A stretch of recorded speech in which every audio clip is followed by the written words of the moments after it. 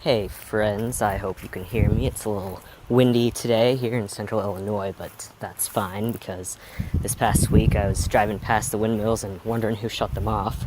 So I had some more thoughts for you. I usually do, but getting myself to actually document those thoughts, that's another story. I was thinking about DemEnter and just my political orientation and viewpoints right now. So if that's not what you want to hear, then, turn it off right now because that's what I'll be talking about. So, a brief history of my political evolution. I started out pretty blindly Democrat. I saw them as the party of social values and caring about the little guy and looking out for the poor and the sick and minorities. That's sort of the perspective that my parents had. It's the environment I grew up in. I thought it was the party for compassionate people. I saw the Republican Party as the party of Fox News and hatred and racism, that sort of thing. So, for a long time I didn't really question it or think about it more than most people, I guess. And I was still growing up. I'm only 22 now, so that's sort of how I was for a while, up until, I don't know, probably about the end of 2015. I didn't know who was running for president. 2008, I was in 8th grade, and we kind of paid attention a little bit. Everyone was making a big deal about Barack Obama running. I was so excited because I thought it was such a huge step, for a black guy to be a president. That would be really awesome, and a big step for minorities, for the little guy all around. And, I watched that, and then I got to 2012, and I had noticed that some of those promises that we had back in 2008 didn't really happen. I saw several things I really did not agree with during Obama's presidency, including, all the drone bombing and spying, passing the Farm Bill, which included a large cut to food stamps, Social Security. I don't know if it was actually Social Security, but using that as a general phrase rather than SSI.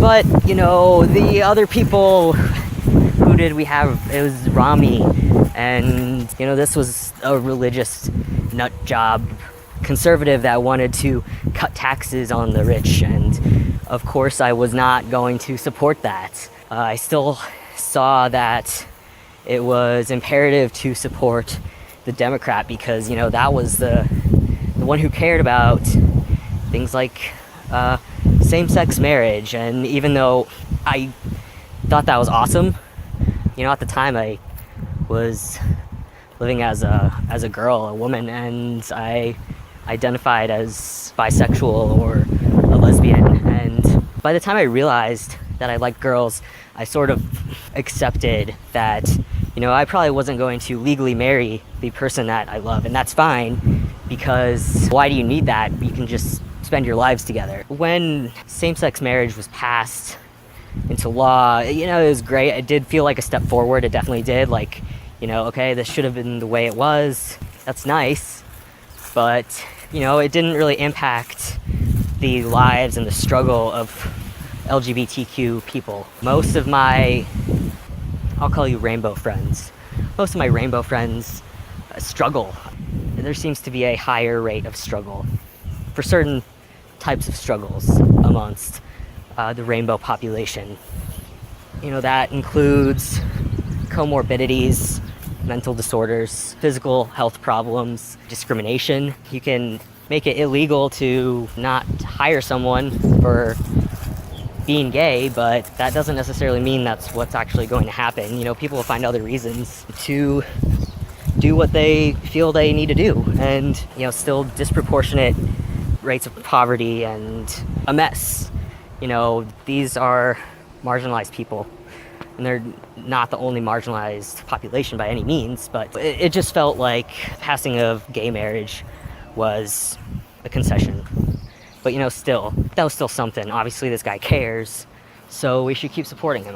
There was a lot I did not know, obviously. So, I made a post recently about how I was surprised and disappointed when my teacher came out in support for Romney. He was my science teacher and one of my favorite people at the school. And I could tell he was uncomfortable talking about it. And he stated some things about taxes. And I did not understand his argument. I don't remember the argument, and I don't think I would understand it still. How somehow the tax reforms that Romney was offering sounded like a better idea than what Obama was, and that didn't make sense to me because I saw what sort of budgets and budget cuts Republicans were proposing, and I had never been in support of those things. So, that just, in addition to, it felt like, this guy, I'm queer, and this guy doesn't care about me and my rights. He's voting for the guy who, has magic underwear, and I don't remember what his views on LGBTQ people were, but I don't remember that they were any friendlier than the lies that Obama was promising us about making marginalized people's lives better. So I wasn't old enough to vote. My birthday's in January, so I was too late for that election, but I would have voted for Obama. And then I kind of didn't really pay attention. Every once in a while I'd catch the news and see some bullshit going on in the government, and whatever. That was college. I was busy doing college things. Then it came around to the end of 2015, and at some point I saw that Hillary was running, and I was like, oh, that's cool. There's my Democrat. She's a woman, and awesome, nice pantsuit, right? So that's kind of how it started off. I started seeing Hillary stickers around. I'm like, okay, that's the team I'll root for, because I automatically know that whoever's got the R next to their name, they're not gonna be any good. Well, it only took me a couple of weeks to find out about this guy, Bernie Sanders. And oh my God, Bernie Sanders was the shit. That is exactly who we've been looking for. That is someone who is fighting for us. That is someone who talks straight up about the corruption and corporate influence in our government. How Wall Street was ruining us. It's calling all our decisions, and how people aren't getting paid enough, and banking crisis. He started talking about the working class. He started connecting social values with economic issues and hardships that so many Americans are facing. That was awesome. I was Bernie all the time. That semester I got all B's for Bernie. At one point, my girlfriend at the time, she basically said it was over because I was too focused on Bernie. We got back together later that day, but I did the phone banking, which was a huge deal because I'm very introverted. Doing this is kind of a big deal for me, but I noticed that whatever I do, the more I do of it, I become better at it and more comfortable. So, you gotta practice, even though that's frustrating and it's hard to have patience sometimes. I felt I was really putting all of myself into that as much as I could. I was dealing with a lot of other things in my life, but pretty much every spare moment, that was what it was about, because I saw this as an opportunity to change some things that had desperately needed changing and were not getting changed. And, I was excited because this was someone who's an independent, and he didn't identify with either party. He criticized both of them.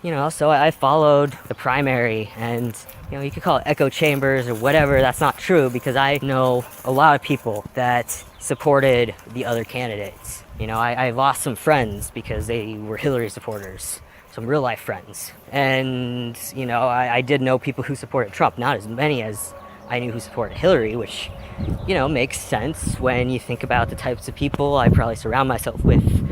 The college crowd, the rainbow kids, and people with socially progressive values who a lot of times don't have time to really pay attention to what's going on. So they see that this is a step forward, just like Obama being a step forward, having a black man for president, a woman for president. That is a huge step forward.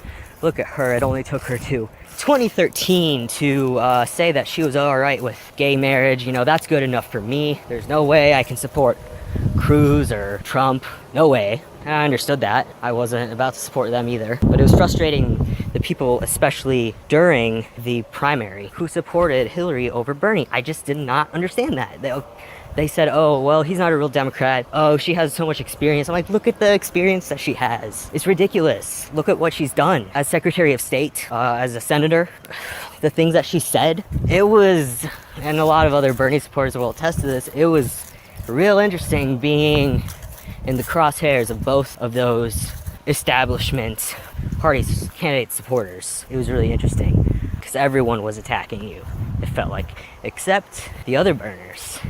And that's why we grew up, we became a family, and, we connected. I got over 2,500 Facebook friends right now, and it started with that. So that became a thing, and I've made a lot of good friends through that experience. So what happened, we saw how the primary went, we saw how the DNC, obviously anyone who was paying attention, I was watching live videos of state conventions, the Nevada caucus, what they were doing at the convention, and it was clear that this was rigged. Anyone who was paying attention, you didn't have to read an article from the perspective of a Bernie supporter to see that there was some serious shit going on against our guy.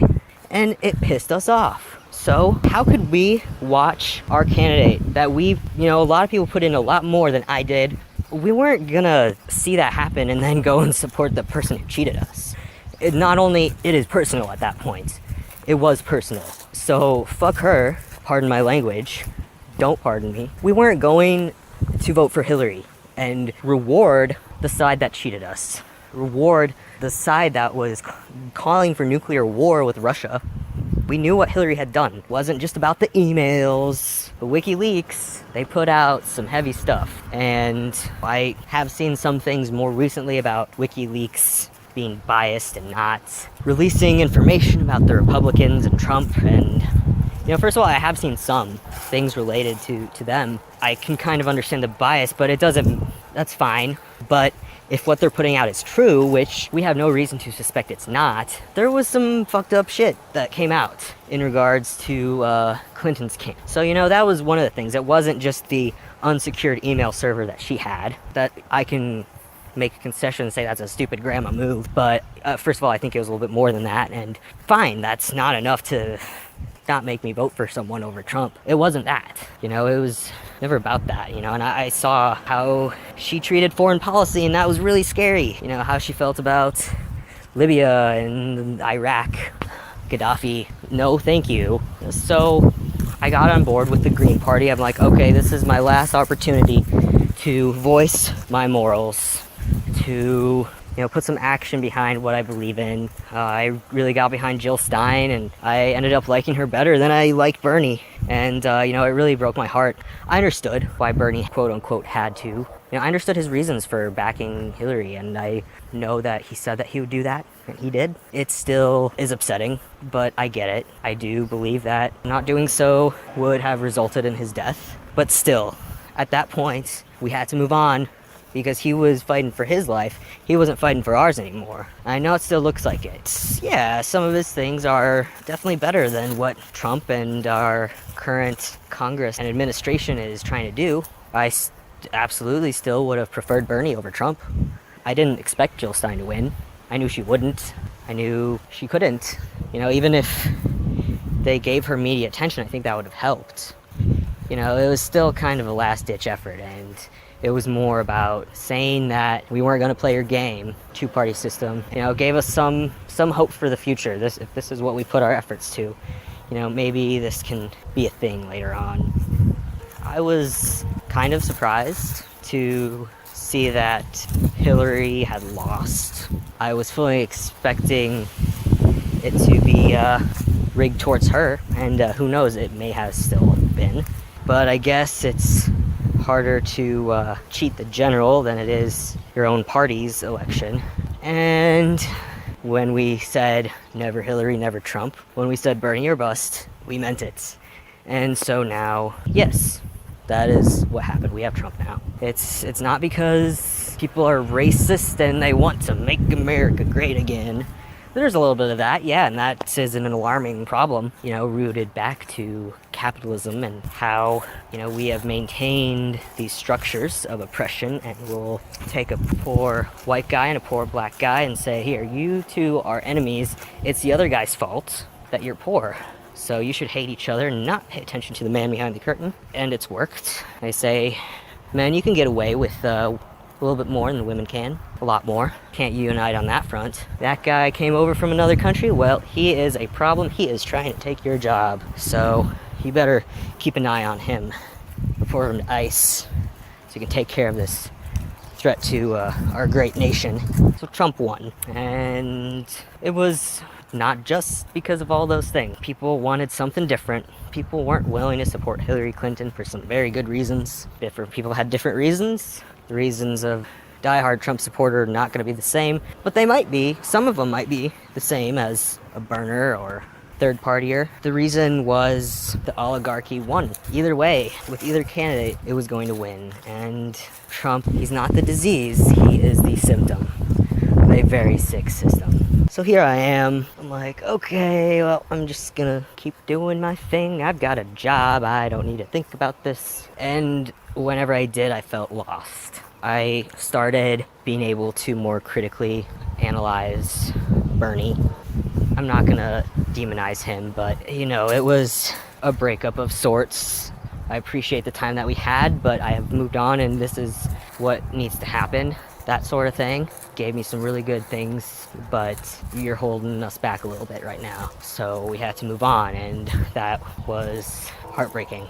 And Green Party, I'd started seeing some criticisms of it, being really just a party trying to play the establishment's game. Some things about corporate donors, even though, I'm confused because a lot of people say they don't take corporate donations. And then I see these lists that list, corporate donors. And perhaps what is happening there is that these are individuals who are donating, but they are somehow tied to these corporations. I don't really understand how it works or, what's real and what's not. But in any case, I had been seeing continued voter suppression and election fraud, which was a huge deal in our primary. Kenneth, I don't know how to pronounce his last name, Mejia, who ran in LA. I saw how they were making it hard to vote and they weren't counting all the votes. And, there's definitely not going to be the same type of media attention or financial power that a person running as Green or third party would have. So, he lost, and just continue to see these things where they make it extremely difficult to get someone into power who is going to do something to make some change. And, maybe what we need is more time, but it's getting hard to be patient. A lot of people don't have that luxury anymore. People are dying across the country and internationally by the actions carried out by agents and defenders of profits. It's something really urgent, and while we're directly killing people or indirectly, through things like war and our drug crises, cutting people off of food and healthcare, take away their meds, their ability to pay for them, we're creating all sorts of problems all over the world, and we're also destroying the environment, which is also contributing to people's deaths, and that is only going to increase and get worse. We haven't seen anything yet. It's like that meme of the dog sitting in the burning house with a hat on and a cup of coffee, and he says, "This is fine." That's basically what I've been doing, and what many people are sort of forced to do, because this is the sick system that we live in, that we have to abide by the rules or die. And sometimes you can try your best to abide by the rules and you still die, right? So, I was feeling kind of lost. I didn't really feel a lot of hope anywhere. I felt like everything was just a show when it came to politics, and that was really frustrating because I lost my heroes. No one was inspiring me anymore. I didn't have hope in anyone. So I had some friends who, they were also feeling that. A lot of people got sucked up into resist Trump, which is important. There are some very dangerous policies that are going through. I think Trump as a focus is not all that conducive. Congress is pretty dangerous right now. We need to pressure them. Trump is a puppet, it's a trumpet. He is a figurehead for the rich guys behind the scene. He is a rich guy, so it's like there's not that much veneer. It's pretty obvious. That's something we're still working on, is recognizing these systems of power. Along that journey, I had some friends introduce me to the Socialist Equality Party, and it felt like someone was finally being honest about everything. Some of these articles, most of them are very negative and pessimistic, but they make sense. They're genuine and honest, and they talk about the real problems going on in the world, facing the working class, the lies and the corruption of government and corporate influences, and basically saying we don't have any organization for an anti-war movement that isn't also against capitalism. Everyone is ignoring critical issues and secretly, or not so secretly, working to maintain the status quo, which is contributing to all this death. Simply put, that is the end result of capitalism, is death. And there's a lot that I agree on with the Socialist Equality Party. There are some things that have been hard for me to face about it. Like, to say that identity politics have been divisive is kind of difficult for me, coming from my background. I have been a strong supporter of Black Lives Matter and anything Pride and, these groups trying to fight for equity for the marginalized. And I do maintain that discrimination is a thing for minorities. It's different. The struggles of one person is not going to be the same as the struggles of another person. But oppression is real. There is inequality that can be found along, the lines between the minority and the majority. But we can't address any of those issues, these real issues that are killing people under the current capitalist system.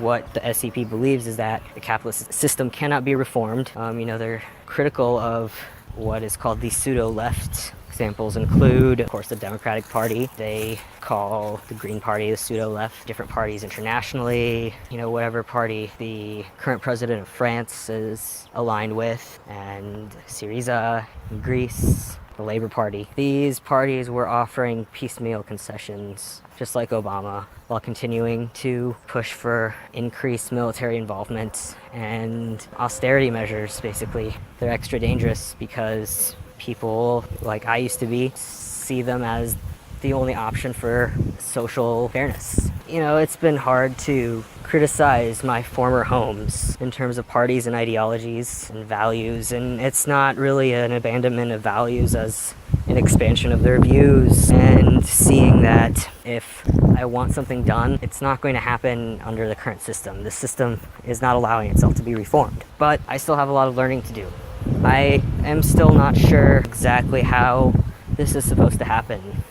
I understand, people need to stop working and stop buying things connected to these oppressive corporations that are lobbying our government to make decisions that end up killing people, things like that. I had one friend say that, we need to nationalize banks. How do you do that? I don't know, and I'm not saying that there isn't an answer within socialism and the Socialist Equality Party, but so far, and I am always willing to learn. I want to learn more. I want to see the answer, and it's been a bit frustrating because people are like, well, just read about the Russian Revolution and read Marx. And I'm like, I'm trying, but I really don't have all that much time to sit down and read sometimes. Maybe I'm making excuses, but I could use a little more help than that. And I know other people share that sentiment. I'm not someone, I've seen this so many times where someone will get upset with a member of a certain party. They'll have a bad interaction, and then that person's like, well, I'm never going to support that party or join that party because of the way that the members treated me. And maybe that's legitimate. I think in some cases it's a bit foolish. A party is not necessarily its members. I think people should understand that, especially now. You're gonna meet assholes in every party, and so that's why I'm like, well, I'm not gonna base it off who's treated me the nicest. I might be neoliberal still, if that was the case, or even a conservative. Usually conservatives are pretty nice to me. I fit their description. But I know that members of the SEP can be a bit blunt and impatient with people who haven't come to the same conclusions that they have.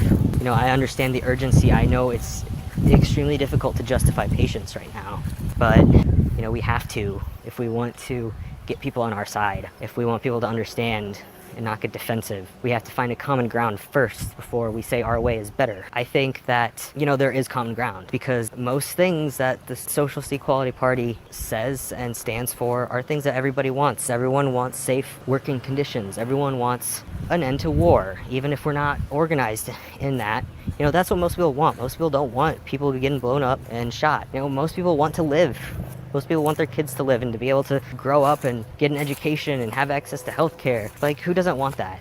But the system that we have right now is only removing what few safety nets that we do have. And, that's a complex issue. Where I am right now is I call myself a political agnostic. I've had one test that showed me a libertarian socialist, which I didn't know that was a thing, but I guess it is. I'm always willing to change my mind with new information. That's what good science is about, is being able to say, yeah, I was wrong, and there's still a lot I don't know, and I'm willing to concede. That's where I am, and also I think that anyone who is trying, that's better than someone who's not at all engaged. I may not agree with DemEnter trying to reform the Democratic Party. I don't believe that that is going to work. But, I'm glad that you're trying something. I'm glad that you're paying attention to politics.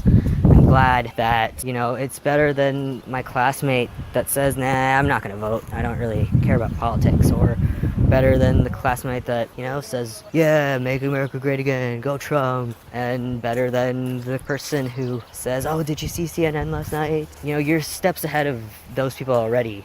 And I'm not saying those people are lost necessarily. They just don't have the same level of awareness. I think awareness is creepingly increasing, and it takes a while for people to learn. Sometimes it doesn't take very long, but it usually does. It's hard to wait. We don't have time. Some people have more time than others. It's extremely difficult to have patience right now, but we need to. I can't criticize DemEnter all that much, because what am I doing? I am trying to enact change from within the system. What is more establishment than going to graduate school?